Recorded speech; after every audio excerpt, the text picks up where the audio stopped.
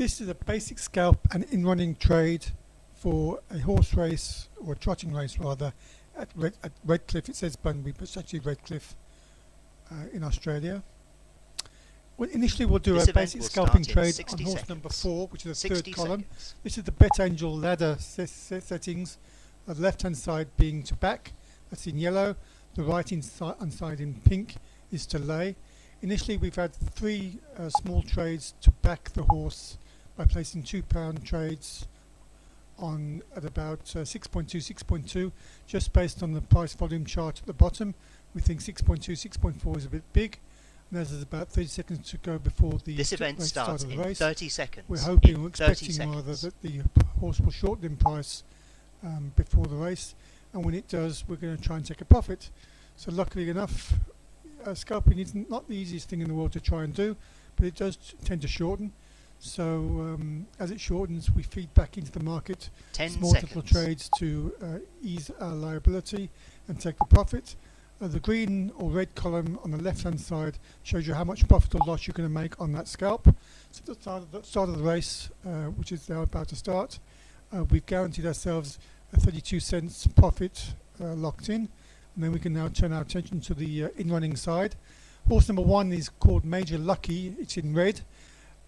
Horses in trotting races line up at the barrier based on their number. So 1 is on the inside in red, which makes it easy enough for us to spot. We're going to try and see if it gets away to a good start or a bad start. If it gets away to a good start, we're going to try and back it by placing the cursor over the yellow column.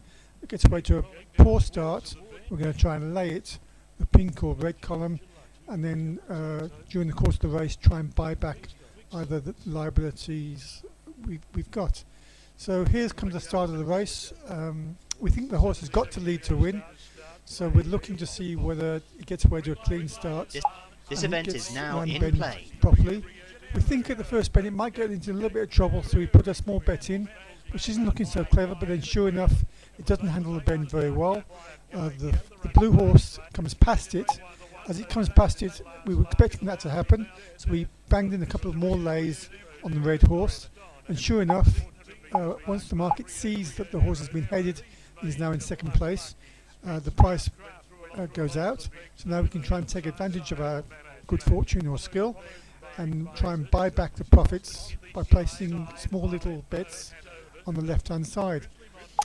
Normally I wouldn't buy back this position.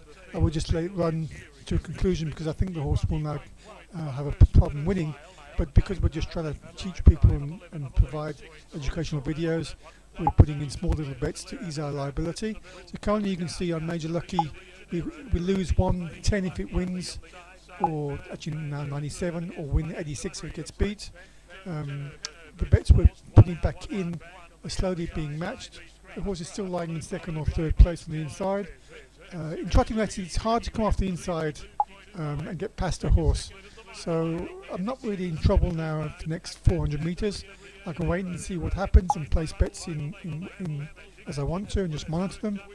When you've got years of experience, you sort of know how to place bets and watch the race at the same time. You can see now we're getting buying back. Currently we're losing £42 if it wins, or wins 49 if it gets beat, showing a $10, $11 profit. The markets are very gappy, so I wouldn't press the automatic closeout, just manually putting in trades to try and ease liability. At this stage now we've almost killed our liability. We've got a £5 liability if it wins, or win 29 if it loses.